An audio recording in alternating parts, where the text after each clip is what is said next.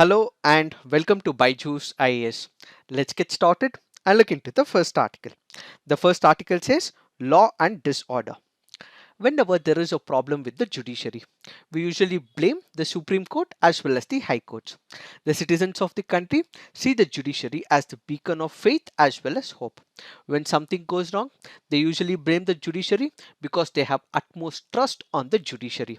But this article says it is not the fault of the judiciary, which happens to be the Supreme Court or the High Court, but there are other relevant factors which also contribute for the failure of the justice delivery system.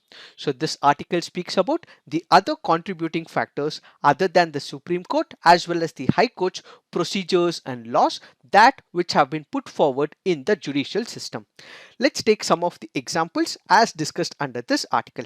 The first key factor that this article speaks about is the poor judge to population ratio. When you look at United States of America, it has about 100 judges per million population. Canada has about 75.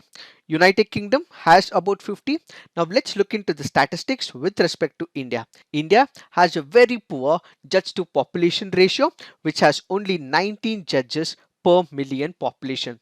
Most of our discussions when it comes to the vacancy is discussed with respect to the Supreme Court, is with respect to the High Courts as well, but when it comes to the lower court, again the representation of the judges is very poor and abysmal as well. Another glaring factor is not only about the judges, it is about the vacancy as well. In case the number of judges that is required is about 100, about 1/4, nearly 25 of the judges are not present in that particular position as well. In fact, when you go back to one of the Supreme Court judgments in All India Judges Association versus the Union of India, the Supreme Court had directed the Government of India to increase the judge population ratio to at least 50 per million population within 5 years from the date of the judgment.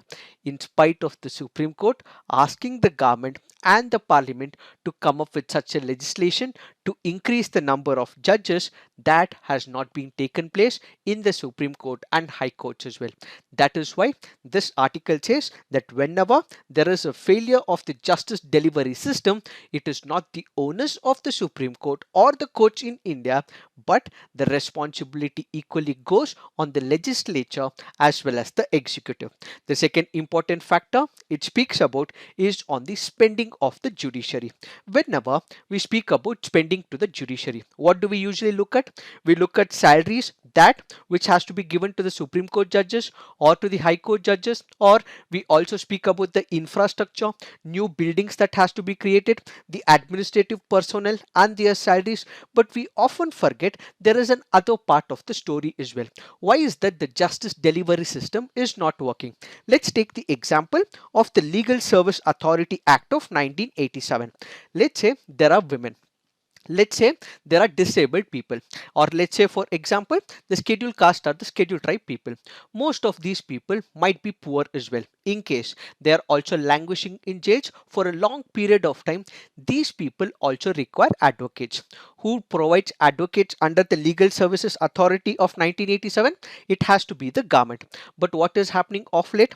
Most of these lawyers who are present under this particular act are either overburdened, or they might not have the caliber to face the might of the opposition as well. So the major factor here is that we as the government is not spending enough on all these advocates who are representing the women, the children, the disabled, the SC/ST community, so on and so forth. So the problem is not only about infrastructure, it is not only about salary, but the salary has to be paid to those advocates who are of reputation as well. Let's take the example of the United Kingdom. When it comes to United Kingdom, their government pays huge amount of salary for the private practitioners. So when such a salary or huge money or remuneration is paid to an advocate, they would also come up with enthusiasm and they will also fight the case for their clients. But when it comes to India, all those advocates who are representing the government, either they are overburdened with the cases, or the remuneration or the salary that which the government gives to these type of advocates is comparatively less as well. So the author here in this particular points out that when such a situation arises, this can also lead to travesty of justice. Why? Because on one side you might have the opposition advocate or the defense advocate who might be paid more, so he will know all the legal loopholes and he'll have a huge strength of bench of his army of advocates as well. But when it comes to these advocates on the state side, they are working with overburdened cases, and as a result they would not be able to give justice to the poor sections of the society. So as a result, there is what is called as access to justice, which is missing, says the author in this particular case. So what are we looking at? We have to focus on the very term which is called as the access to justice. So what is this access to justice? When it comes to the access to justice, it usually refers to an individual's right to litigate or defend himself. So this right given to another person where he would be able to seek justice in front of the court of law is what is called as access to justice. So the access to justice enables people so that their voice are heard, they exercise all their legal rights, whether those rights are derived from the constitution or they are derived from a particular law or a statute law book as well. So what is the access to justice? Access to justice is nothing but all the grievances of that particular person is addressed by the court of law, his voice is heard by the court of law, and ultimately justice is delivered to either of the parties where the merit and evidence is present in that particular case. When we look into the Constitution of India, we have one of the important articles. What is it? We have Article 39A of the Indian Constitution. This article goes on to say that the state shall secure the operation of the legal system, promotes justice on the basis of equal opportunity, and shall in particular provide free legal aid by suitable legislation or schemes or in any other way to ensure opportunities for securing justice are not denied to any citizen by reason of economic and other disabilities. It is in line. We also have the Legal Services Act of 1987. This is what the Constitution mandates, and at the same time we also have to look at the Supreme Court judgment as well, and that becomes the Anita Kushwaha versus the Pushpa Sadan, which was given in the year 2016. This is one of the landmark judgments of the Supreme Court. Why? Because this particular judgment goes about giving the meaning of access to justice. Until now, it was not explicitly mentioned, but this judgment goes on to give a view as to what is the access to justice. So it is not only about the physical presence of a human being, but it is also about his own rights, which he would be able to seek from the state and as well as from the court of law. This particular judgment goes on to say that access to justice is a fundamental right enshrined under Article 21 of the Indian Constitution. Further, this particular judgment also gave the exhaustive definition of the access to justice. Chief Justice of India back then who gave this particular judgment was Chief Justice Thakur. He goes on to say that there are four facets when it comes to justice. So what are the four assets? The state must be able to provide the adjudicatory mechanism. In case there is a person, he has a grievance, this particular person should be able to come to the court of law and seek for justice. That is what is called as the adjudicatory mechanism. So who should provide it? It has the responsibility of the state to provide that there is a structure, there is a hierarchy for the adjudicatory mechanism. This adjudicatory mechanism should also be provided with accessible distance as well. What is the distance? Distance is for that particular person who suffered a major grievance, he can come up to the court of law within a particular distance. It can be the district court, it can be other lower courts, it can be the high court or the Supreme Court as well. Such distance for that particular person to access within that regional jurisdiction has to be present, says the Supreme Court of India. Then we also have the process of adjudication, which has to be speedy, says the third facet. What do we mean by it? Let's say for example, in the Indian courts, they are currently understaffed, they are overburdened, the basic court practices are comparatively tedious, and and they are extremely complicated as well, and the court in all these cases would not be able to dispense the case in a fast way or in an agile way. So who is the major sufferer? The litigant who goes to the court of law is the major sufferer. Why? Because of the pendency of the cases, because of large number of cases that are present. It usually takes number of years for this particular judgment to come out in the open forum. In fact, there have been instances where people who have filed the case have even passed away and they were not able to bear the fruits of this judicial process. And as a result, the third phase it speaks about is the speedy implementation. The fourth and the most important of all is what is called as the affordability. So the litigants access to the adjudicative process also has to be affordable as well. That is currently missing, says the author. So what does the author say? The author in this particular case says that most of the lawyers who are well accomplished do not take up cases for a very less fee.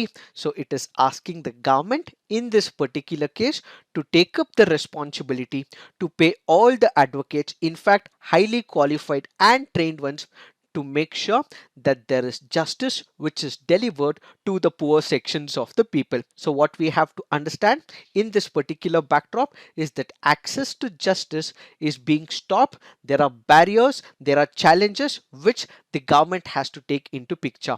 In fact, we have the National Commission for the Review of Constitution, which had also stated that access to justice must also be incorporated as an express fundamental right.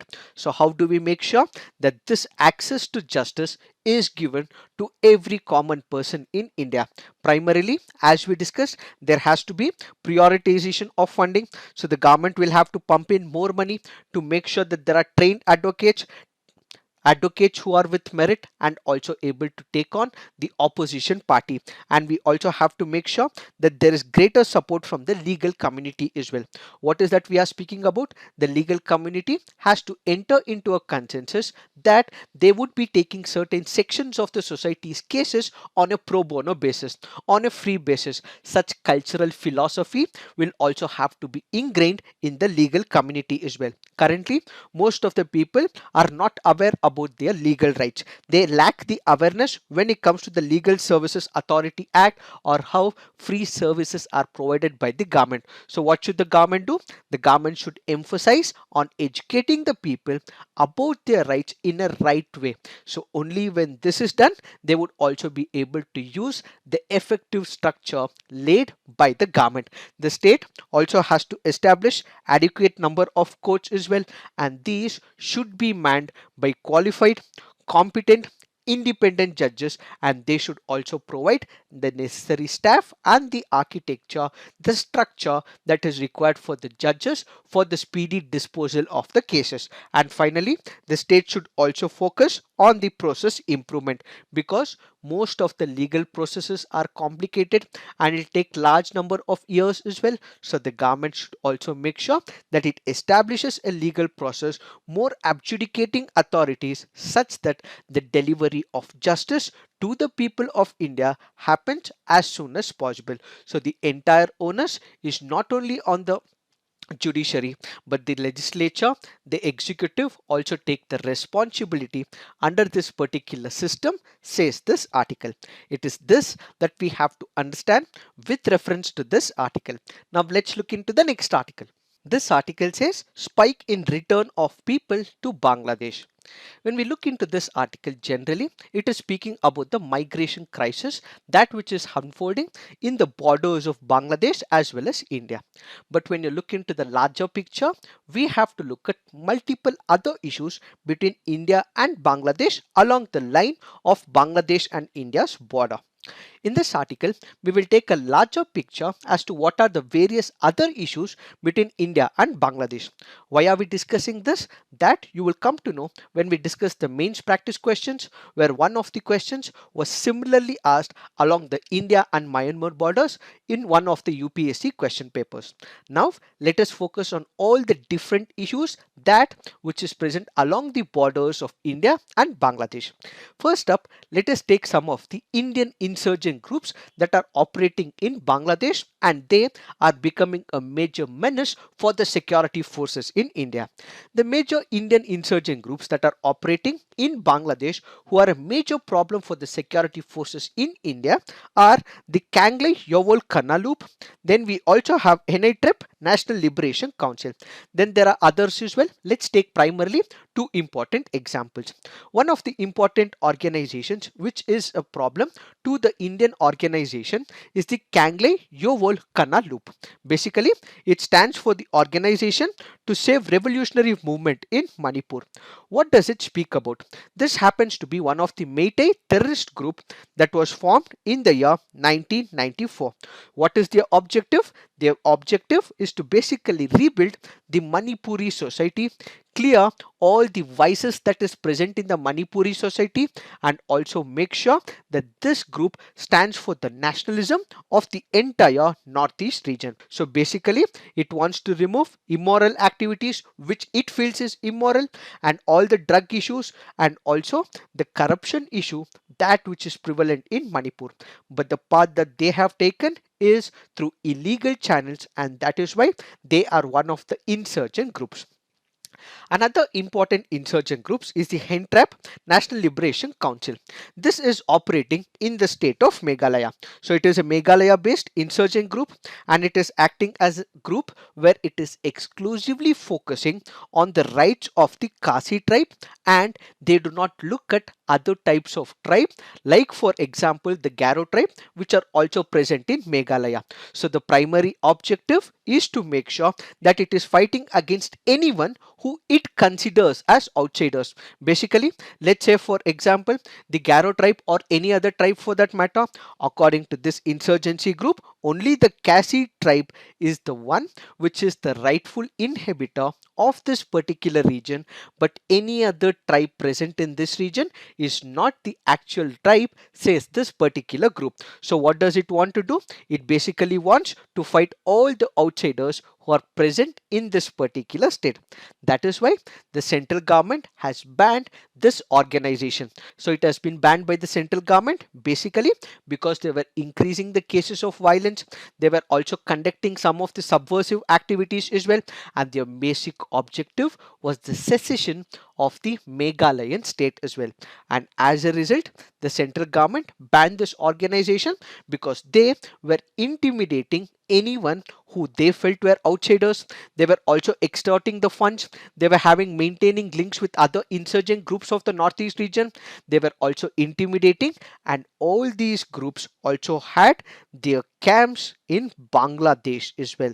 So kindly remember both these groups. One is the Heinmin National Liberation Council, and the Yangi Yoval Kanalap also had an insurgent group which was operating based in Bangladesh. So what are the various challenges for the Indian security agencies? As these insurgent groups operate in Bangladesh, it is tough for us to identify them. In fact, if we take the support of the Bangladeshi security forces, again it becomes tough to identify these insurgent groups. Why? Because they most of the time shift their bases quite often. Because they shift their bases quite often and also believe that they can also mix up with the local ethnic groups, it is becoming difficult for the Indian security forces to identify them. And at the same time, when you look at Meghalaya, the entire region is not fenced. There is about 110 kilometer which is completely not fenced when it comes to Meghalaya and Bangladesh borders, and as a result it is very easy for all these insurgent groups to immediately enter into Bangladesh as well. Finally, when we look at groups like Henei National Liberation Council, they also have connections with some of the criminal groups which are based in Bangladesh. So there is a mutual understanding between these groups. Why? Because they support this particular insurgent group, and this insurgent groups provide all the money to the criminal groups which are present in Bangladesh. These are some of the challenges as to why the Indian security forces are not able to stop the menace of insurgent groups. While all this has been happening, there has been some measures that has been taken by India as well as by the border guard Bangladesh, which happens to be one of the security agencies guarding the India and Bangladesh border. Both these forces cooperate on multiple fronts whenever there has been information about one of the insurgent groups operating it, and we have the intelligence attachment as well with respect to the insurgent groups. It is immediately delivered to the border guard Bangladesh, and all the action is also initiated by both these groups, and that is how they are able to control the menace of some of the security forces. Then there are other groups like the National Liberation Front of Tripura, Manipur Valley groups like the United National Liberation Front, and we also have United Liberation Front of Assam, which have become the menace to the security forces of India. So one such major issue between India and Bangladesh is the insurgent groups that are operating along the borders of India and Bangladesh. Now let's look into other issues as well. Let's take the example of illegal migration as discussed under this article. One of the most serious and long-standing problems between India and Bangladesh is that of the migration of the Bangladeshi nationals into India. The magnitude of the problem is so much that it says that if you are able to catch one illegal immigrant, there would have been around 3 to 4 who would have squeezed in into the Indian borders as well. This also has the security implications. This also has the problem of long-term economic, political, social and security implications for India. And one such important factor that we all know is about NRC in Assam as well. So the illegal immigration between India and Bangladesh is one of the major other problems between Bangladesh and India. Then we have to look at informal or illegal trade as well. One of the oldest other challenges when it comes to India and Bangladesh is the problem of smuggling. The biggest item on the agenda of the smugglers is the cattle trading. This cattle trading has nearly about 100 corridors that are operating along the borders. We have cattle traders who actually push their cattle from different parts of the country, and as many as 1 million pieces of cattle are illegally imported into Bangladesh every year.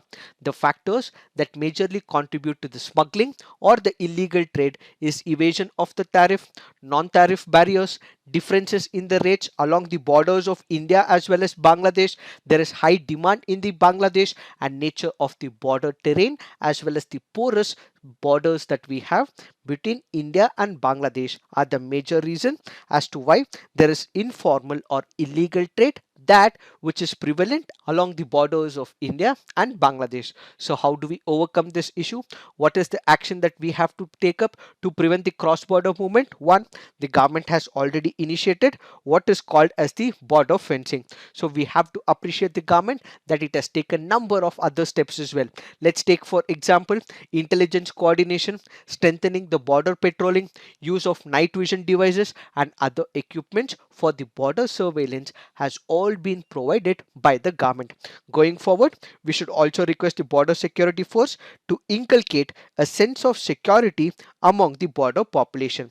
Most of the people who are living in the border population or the border people, they might have a view that if there is a person who is not in this particular region, who seems to be alien to that particular region, he immediately notifies the same to the border security forces or the police personnel in such a region. So what should the border security force do? They should treat and teach all the people in and around the borders such that if there is a person who is alien to this particular region, it is immediately notified to the border security force. And at the same time, the central government should also take up the prerogative to speak to Bangladesh to streamline and institutionalize the movement of people. In case there are few people who are caught during the process of illegal migration, the same will have to be told to the Bangladeshi government. Suitable measures will have to be taken up such that illegal migration does not take place along the border areas. So going forward, since borders are with neighbors, neighbors are the people and people are the ones along the border areas, we have to increase the people to people contact and make sure that in case there are any issues that is appearing in the near future, such issues are completely controlled going forward. It is this that we have to understand with reference to this article. Now let's look into the next article. This article says Punjab, Haryana need to look beyond MSP crops. This article here is speaking about how regions like Punjab, Haryana, and Western Uttar Pradesh were able to reap the benefits of the green revolution technology and have seen what is prosperity when it comes to the farming sector. But of late, there is distress in all these regions. So, going forward, they will also have to diversify the sources and also look into other segments and areas, says this article. Let's try and understand what is this article all about. When green revolution was witnessed in India, most of the states like Punjab, Haryana and Western Uttar Pradesh were able to reap the benefits of green revolution. It is these regions which were able to grow maximum. They were also able to get better yield as well, and as a result most of the farmers in this particular region became prosperous over a period of time. This helped the farmers in this particular region. How? That is because when you look at the MSP or the minimum support price was given to all these farmers. So irrespective of what the market fluctuation would happen, these farmers would get the minimum support price. With the minimum support price given by the government, there was a stable flow of income for all the farmers in these regions. Other states like the southern parts or the eastern parts of India, or in fact the northeastern parts, were not able to comparatively reap the benefits of green revolution as much as Punjab, Haryana or Western Uttar Pradesh. And at the same time, when you look at the government policies, the government research centers and the various other initiatives, most of these sectors were focusing their research and development. One was with respect to the wheat, the other was with respect to the paddy. So these development, research and commitments that were made, the improvised version was again submitted to the western part, that is the Punjab, Haryana and Western Uttar Pradesh. And as a result, what we had is the productivity in when it comes to the wheat as well as the rice increased for a considerable period of time, and these farmers were able to reap the benefits of green revolution. But what is the major problem right now? The major problem right now is that all these regions were able to significantly improve. Farmers became prosperous as well. They became wealthy over a period of time, and now they are looking at the growth factor and the prospects of future agricultural productivity. But of late, what we are witnessing is that growth when it comes to the farming community in this particular region has significantly dropped. Why is it dropped? That is because when you look at the green revolution time, what you actually witness is there was excessive use of chemicals and fertilizers. So over a period of time, this has increased as well, and as a result, the soil has lost its fertility, and the yield that which is required from this particular plot is not in commensurate basis as compared previously. So because they had seen prosperity and now the yield is also less, what majority of the people are requesting is for the diversification away from the rice and the wheat system, such that their property also gains enough fertility over a period of time. But if they shift to any other crops apart from wheat or to the rice, they might not get enough money, says the author. And when you look at the other issues, you also have the government which had infused a lot of money when it comes to the green revolution. So it had also provided free power, so they were able to pump groundwater as well, since they were able to extract massive amount of groundwater.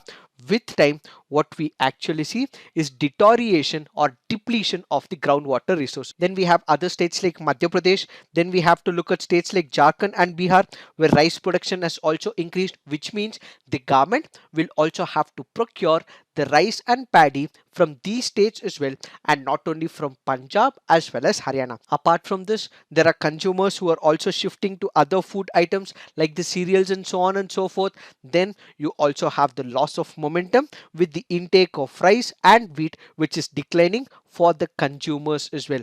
And as a result, what you see over a period of time is that Punjab and Haryana farmers are not able to see progressive growth when it comes to the wheat and the paddy production. And moreover, we also have the problem of environmental pollution, which has been increased by the burning of paddy stubble as well. And when the government is putting certain restrictions, the farmers will have to use the equipment in order to reduce the pollution, which also means the profit level when it comes to the actual output is also reducing, and as a result what we have to do is develop alternative options to reduce the area under paddy. So what is the way forward? This article currently goes on to say that since the income from the rice as well as wheat is bound to get reduced with respect to the relative growth factor, what we have to do is to make large scale private investments in the state of Punjab, Haryana as well as Uttar Pradesh. Why? That is because the growth that they had seen during the Green Revolution and immediately after that the same sustained growth with respect to the farming community might not happen. So what we require is the large scale private investment. So farmers in the near future can also look at the horticulture crops as well. This is one area where they can diversify when it comes to the farming sector, and at the same time when it comes to the other resources they can also look at the food processing sector as well. If we are able to infuse money when it comes to the private activities and the food processing industry in the near future, we would be able to look much beyond the wheat as well as paddy, says this article. But for the rest of the analysis with respect to the farm bill, we have been discussing in the past 1 month, so kindly look into our past CNAs. It is this that we have to understand with reference to this article. Now let's look into the next article. This article here is speaking about the PM Wani scheme, and this article again has been explained in our previous CNAs, so kindly look into it. Now let's look into some of the preliminary practice questions. Consider the following statements with respect to Shore Temple. It is a structural temple built with the blocks of red stone. It has been classified as a UNESCO World Heritage Site. Which of the above statements are correct? The answer to this is 2 only. Why? Because this is not built out of red stone, but instead it is built out of granite. Why have we taken this practice question? Because of the reference in this article. Now let's look into the next practice question. DuckPay, recently seen in news, is related to, it is a new digital payment app which was unveiled by the Department of Post and India Post Payments Bank. Why have we taken this practice question? Because of the reference given under this article. Now let's look into the next practice question. CAPTCHA has been imposed on which of the following countries? Is it China, Iran, North Korea, Russia and Venezuela? The answer to this is 2, 3 and 4 only. Why have we taken this practice question? Because of the reference given under this article. So CAPTCHA is nothing but United States of America's federal law which is imposed on Iran. Then we have North Korea and Russia as well. So the basic objective of CAPTCHA is that all those countries who engage with these countries like Iran, Russia or North Korea for any defense related deals, such countries will come under the economic and defense sanctions of United States of America. So what is the objective? The objective is basically to make sure that money will be used for buying of equipment from these countries. So if they pay the money, then it also means they are funding that particular country for all the illegal activities. So the idea of the CAPTCHA Act is to make sure that no country has transaction with any of these countries so that the revenue flow to their governments is comparatively reduced. So what is the sanctions here?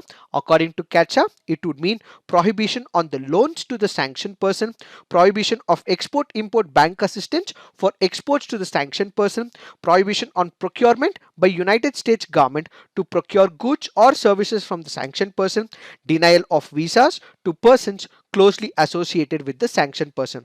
So this will basically have economic sanctions as well as defense sanction. So what is the defense sanction? In the near future with respect to Turkey, there will not be any defense deals between Turkey and United States of America.